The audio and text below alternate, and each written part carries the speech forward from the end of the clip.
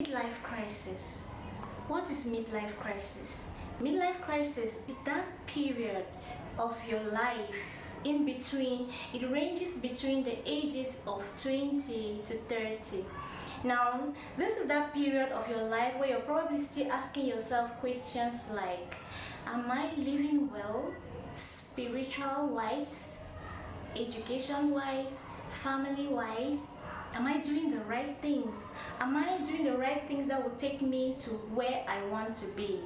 And you're basically still asking yourself basic questions like, am I drinking enough water to stay hydrated? Am I doing a lot of exercises to keep my body in good shape? Now that is what midlife crisis is. That said, I'm going to walk you through my midlife crisis. When I was 19, I lost my mom, and that was like the worst year of my life, because at 19, that's my first year in the university. At 19, I have a baby. At 19, I had to deal with taking care of my sick mom who later died, and I had to deal with her burial with a baby on my back.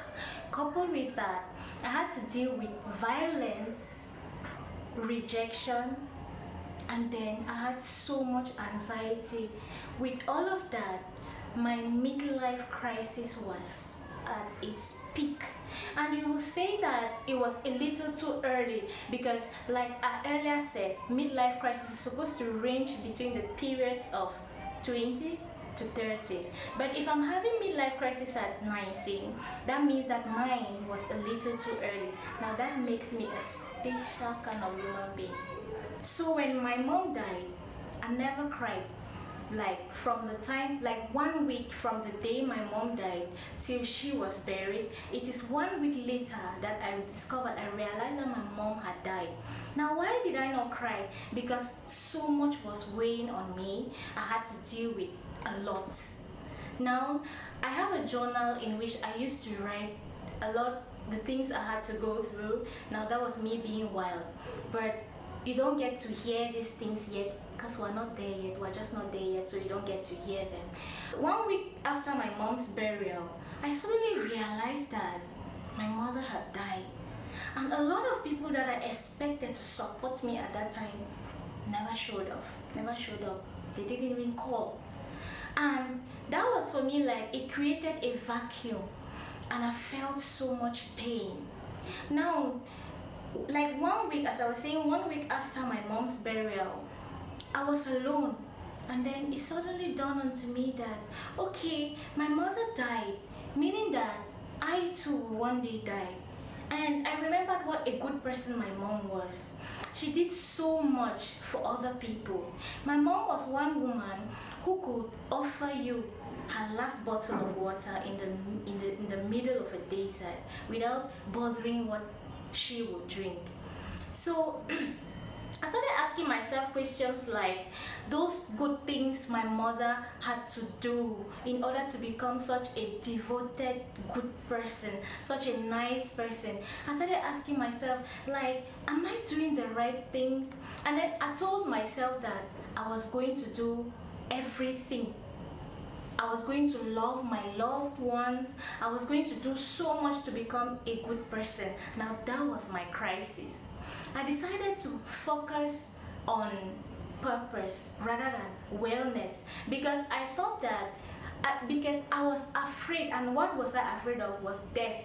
So I thought that I had to do all the good things so that if I have to die tomorrow, there will be those good memories of me, just like I had good memories of my mom and many other people. So I had to focus on these good things, and then I thought that by focusing on these good things, it was going to push down my anxiety, and then I felt like doing these good things will make me the person I've always wanted to be. Focusing on purpose is like you can set a goal and then you achieve it, but still you're not happy.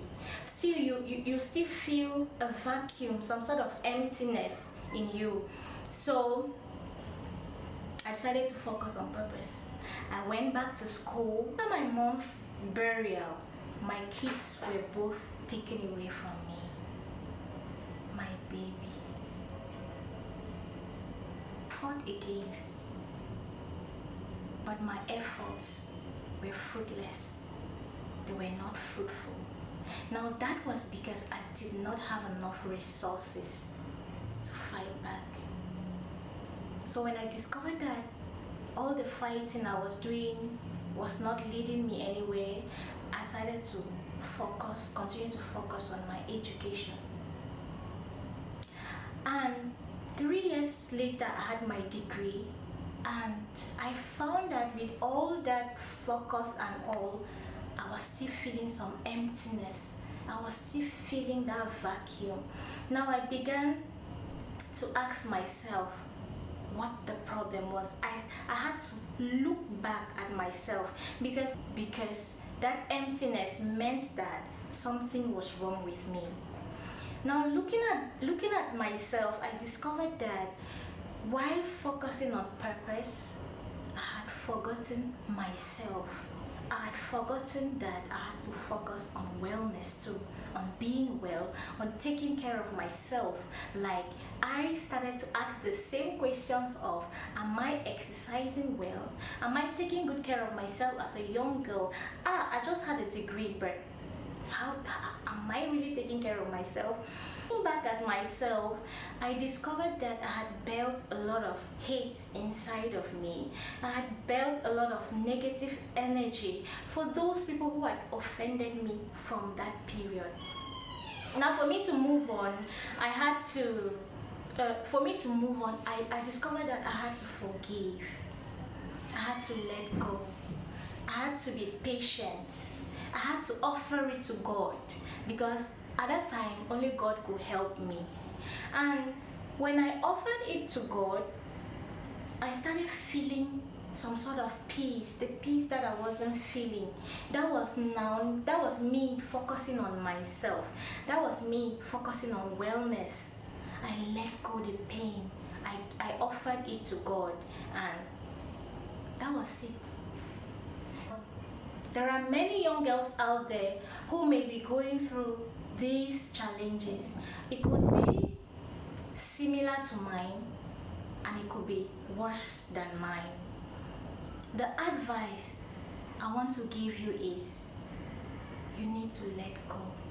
You need to focus on wellness rather than purpose, because then your purpose would be to fight for the things that you cannot fight for, the things that you do not have the resources to fight for. I once read somewhere that some things are broken and we cannot just fix them. If those things must be fixed, only God can fix them. Now, I'm not a preacher, but if you read from Galatians chapter 5 verses 16, it talks about the fruits of wellness, which are what? Faith, hope, charity, forgiveness. So you need to search yourself. You need to forgive. You need to let go. You need to be patient. You need to believe. Now, because everyone who believes in God needs to have hope. So if you believe and then you have hope in God and you trust God, trust me that you overcome all of this, and you can still manage to go through all of these struggles and become that person that you've always wanted to be. And that brings us to why we are here today. We are here today because we must focus.